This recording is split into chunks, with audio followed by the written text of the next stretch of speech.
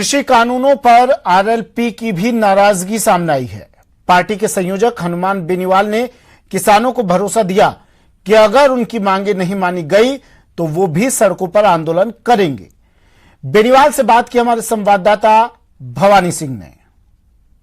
केंद्र सरकार के कृषि विधेयक पर कांग्रेस लगातार विरोध कर रही है। कांग्रेस शासित राज्यों के अंदर उसके केंद्र सरकार के कानून के खिलाफ कानून बनाने की तैयारी कर रही है। हमारे साथ है हनुमान बेनीवाल, राष्ट्रीय लोकतांत्रिक पार्टी के संयोजक है। हनुमान बेनीवाल एनडीए के अंदर हैं, सहयोगी पार्टी हैं। हनुमान जी, आप बताएं, आपकी पार्टी तो पूरी किसानों से जुड़ी हुई है, एक तरह से किसान पार्टी है। अभी जो ये जो बिल आए हैं कृषि विधेयक, सब लोग विरोध कर रहे हैं, कांग्रेस विपक्ष, और लेकिन आप ही की सहयोगी दल अकाली दल अलग हो चुकी है। आपका क्या? देखिए, जिस दिन कृषि बिल लोकसभा के अंदर पेश हुए, पारित हुए और इन पे जब चर्चा हुई थी, उस समय मैं लोकसभा में उपस्थित नहीं था। मेरी कोरोना रिपोर्ट लोकसभा के अंदर पॉजिटिव आई, गलत तरीके से ICMR पे मैंने आरोप भी लगाए थे। और जब कृषि बिल राज्यसभा जब पारित हो गई तो 7 दिन बाद मुझे लोकसभा जाने की एंट्री मिली। और इन तीनों कृषि बिलों पे मैं भी किसान का बेटा हूँ और बहुत बड़ा जन आंदोलन राजस्थान के अंदर खड़ा किया स्वामीनाथन आयोग की रिपोर्ट लागू करने के लिए। आप देखते हो लोकसभा के अंदर हमेशा किसान पे बोलता हूँ। कर्ज माफ़ी चाहे भारतीय जनता पार्टी का मुद्दा नहीं, लेकिन हनुमान बेनीवाल संपूर्ण कर्ज माफ़ी की बात लोकसभा के अंदर भी करता है। और कांग्रेस पार्टी जो आंदोलन कर रही है, वो तो कांग्रेस को तो हर बात पे आंदोलन करना है, वो करेगी भी, क्योंकि कांग्रेस ने भी 60 साल में किसानों को बहुत बड़ा भला नहीं किया, इसलिए कांग्रेस को भी लोग समझते हैं। रही इन 3 कृषि बिलों की बात, इन कृषि बिलों का पूरा अध्ययन हम लोग कराते हैं कृषि विशेषज्ञों से। और संगठन जितने भी हरियाणा, पंजाब, राजस्थान के अंदर हमारे नौजवानों के संगठन भी है।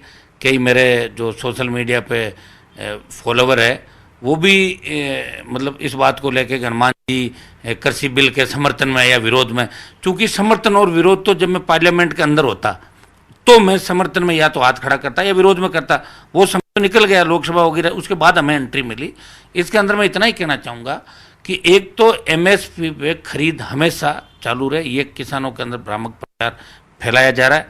मेरी प्रधानमंत्री जी से इस मामले के अंदर हमने वाया मीडिया बात भी करी है और किसान संगठनों से बात करके MSP बढ़े और MSP खत्म नहीं हो, इस बात की गारंटी देश के किसानों को मिले।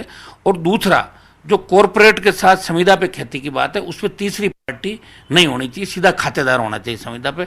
उसमें किसानों को डर लग रहा है ये है कि कहीं न कहीं कॉरपोरेट जो उनके साथ साझेदारी करेंगे, कंपनियां आएगी, वो बाद में ज़मीन की मालिक बन जाएगी, या फिर वो अनाज पैदा करने के बाद कहते हैं अनाज खराब है, हम तो इसका भाव ही नहीं देंगे। तो तीनों बिलों के अंदर कुछ विसंगतियां हैं।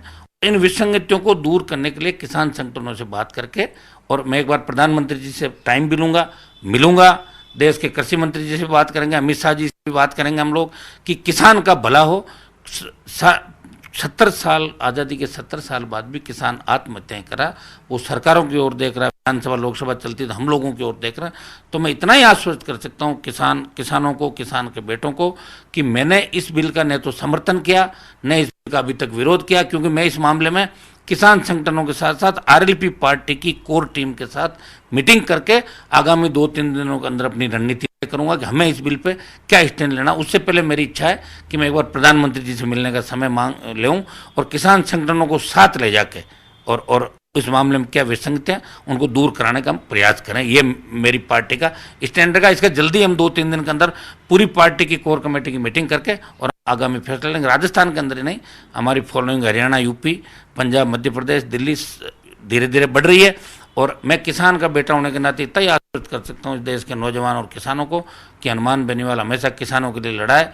पद की लालसा मुझे कभी रही नहीं, लेकिन मैं एक बार, चूंकि NDA घटक दल के रूप में हूँ, मैं प्रधानमंत्री जी से मिलके इस मामले में आखिरी बात किसान संगठनों के साथ मिलके इस मामले में जो भी विसंगतियां लग रही है, जो विशेषज्ञ कृषि के, उनसे भी बात करके उनको दूर कराने का पूरा प्रयास करूंगा। मैं खुद अगुवाई करूंगा इस मामले, और मुझे जरा सा भी लगा कि ये बिल किसानों के विपरीत है और मेरी बात नहीं मानी जा रही तो मैं किसानों के साथ खड़ा मिलूंगा।